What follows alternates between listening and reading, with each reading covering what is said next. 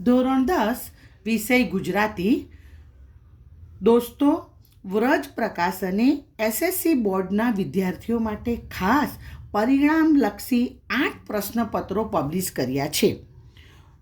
વિદ્યાર્થી મિત્રો, આજે આપણે વ્રજ પ્રકાશનમાંથી પેપર નંબર 8નો વિભાગ સી એટલે કે વ્યાકરણ વિભાગ છે, જેનું સોલ્યુશન મેળવીશું. દોસ્તો, વિભાગ સી વ્યાકરણ વિભાગ જે પાના નંબર 60ની ઉપર છે, પેપર 8નો વિભાગ સી. દોસ્તો, પ્રશ્ન 33થી લઈને 40 સુધીના વૈકલ્પિક પ્રશ્નો રહેશે, જેમાં આપણને વિકલ્પ આપેલા હશે, આપણે ખાલી યોગ્ય જવાબ લખવાનો રહેશે. ઉત્તર વહીમાં માત્ર અને માત્ર જવાબ જ લખવો. પ્રશ્ન નંબર 33, નીચેના શબ્દોની સાચી જોડણી શોધીને લખો. વાત્સલ્ય અને બીજા નંબર પર છે ક્ષિતિજ. આપણે ઉત્તર વહીમાં માત્ર જવાબ જ લખવાના છે. 33 લખો પહેલું અને બીજું, એમ કરીને બંને ખરા જવાબ જ લખવાના છે. પ્રશ્ન નંબર 34, પરિવત્તા નામ શબ્દની સાચી સંધિ જોડો. તો પરિણામ. પ્રશ્ન 35, અગ્નિ પરીક્ષા શબ્દનો સમાસ ઓળખાવો. મધ્યમ પદલોપી સમાસ. પ્રશ્ન 36, બંને શબ્દના જોડણી ભેદે થતા અર્થભેદ જણાવો. દિન એટલે દિવસ અને દિન એટલે ગરીબ. પ્રશ્ન નંબર 37, વાક્યમાંના અલંકારનો પ્રકાર જણાવો. મારા દીકરાને રેસના ઘોડાની જેમ દોડાવે છે. જેમ શબ્દ આવ્યો અને આ વાક્ય છે ગદ્ય 2 રેસના ઘોડામાંથી લેવામાં આવ્યું છે અને જવાબ છે ઉપમા અલંકાર. 38મો પ્રશ્ન, અભ્યાસ શબ્દમાં કયો પ્રત્યય રહેલો છે? તો પૂર્વ પ્રત્યય રહેલો છે.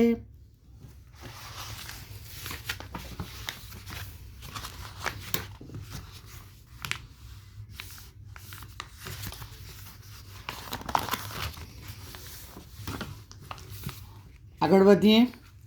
પ્રશ્ન નંબર 39, નીચેના શબ્દોના સમાનાર્થી શબ્દ શોધીને લખો. આમ્રફળ એટલે કેરી અને સિંહ એટલે સાવજ. હું એવો ગુજરાતી પદ્ય છે 7, એમાંથી આ સિંહ સાવજ શબ્દ લેવામાં આવ્યો છે. પ્રશ્ન 40, બળદ સંજ્ઞાનો આપેલા વિકલ્પોમાંથી સાચો પ્રકાર લખો.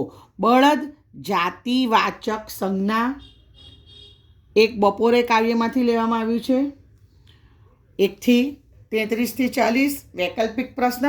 હવે વાત કરીએ 41મા પ્રશ્નની. નીચેના રૂઢિપ્રયોગનો અર્થ આપો. ગરોબો હોવો એટલે કે આત્મીયતા હોવી. આત્મીયતા હોવી. આપણો 41મો પ્રશ્ન છે એ ગદ્ય ડાંગ વનો અને એમાં શબ્દ આવે છે ગરોબો હોવો. પ્રશ્ન 42, નીચે આપેલ કહેવતનો અર્થ લખો. બાવાના બેવ બગડ્યા. 18મો પાઠ છે આપણો ભૂખથી ભૂંડી ભીખ, એટલે બંને બાજુની પરિસ્થિતિ બગડવી. બંને બાજુએથી પરિસ્થિતિ બગડવી. ઓકે, આગળ વધીએ. 43મો પ્રશ્ન, નીચેના શબ્દ સમૂહ માટે એક શબ્દ લખો. વહેતા પાણીમાં થતું કુંડાળું. ગદ્ય 22 હિમાલયમાં એક સાહસમાં આ શબ્દ આવે છે. જવાબ આવે વમણ.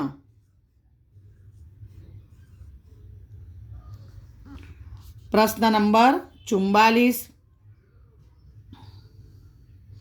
નીચેના શબ્દનો વિરોધી શબ્દ લખો. સંધ્યા એટલે સાંજ, એનું અપોઝિટ થાય સવાર, એટલે કે ઉષા અહીંયા લખો. સંધ્યાનું અપોઝિટ ઉષા. 45મો પ્રશ્ન, નીચેના વાક્યને કર્મણીમાં ફેરવો. પત્ની થોડા ડગલા આગળ ચાલી. ગદ્ય 16 ગતિભંગમાંથી આ વાક્ય લેવામાં આવ્યું છે. આપણે કર્મણી વાક્યમાં ફેરવવાનું છે, એટલે પત્નીથી થોડા ડગલા આગળ ચલાયું. પત્નીથી થોડા ડગલા આગળ ચલાયું. 46મો પ્રશ્ન, નીચેના તળપદા શબ્દનું શિષ્ટ રૂપ લખો. પ્રથમી એટલે એ પણ આપણું આવશે, એનો જવાબ થશે પૃથ્વી. ગદ્ય 18, ભૂખથી ભૂંડી ભીખમાં આ શબ્દ આવે છે. 47મો પ્રશ્ન, નીચેના વાક્યમાંથી વિશેષણ શોધી તેનો પ્રકાર જણાવો. શ્રીમદે 142 પાનાનો ગ્રંથ લખ્યો. ગદ્ય 20 વિરલ વિભૂતિમાંથી પૂછાયું છે. અહીંયા આપ્યો છે 142, સંખ્યા આપી છે, આંકડો છે એટલે સંખ્યાવાચક વિશેષણ. દોસ્તો, અહીંયા વિશેષણ શોધવાનો અડધો માર્ક્સ અને એનો પ્રકાર લખવાનો અડધો માર્ક્સ. એઝ ઇટ ઇઝ ક્રિયા વિશેષણમાં પણ એવું રહેશે, અડધો માર્ક્સ ક્રિયા વિશેષણ શોધવાનો ને અડધો તેના પ્રકાર લખવાનો.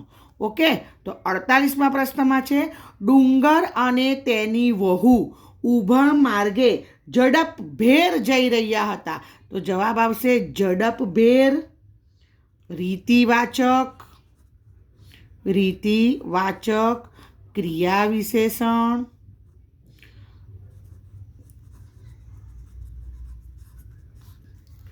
પ્રશ્ન નંબર 49, શબ્દના ધ્વનિ ઘટકો એટલે કે સ્વર અને વ્યંજન છૂટા પાડો. નવરંગ, આપણું પદ્ય 21, નવરંગી પાઘડી તાણીને પહેરે નવરંગી પાઘડી. બરાબર, અહીંયા આપણે નવરંગના ધ્વનિ ઘટકો છૂટા પાડવાના છે. એટલે ન વત્તા અ વત્તા વ વત્તા અ વત્તા ર વત્તા અંગ વત્તા ગ, નવરંગ. દોસ્તો યાદ રાખો, જે વ્યંજન છે એને ખોડા રાખવાના છે અને સ્વરને છેડવાના નથી. પ્રશ્ન નંબર 50,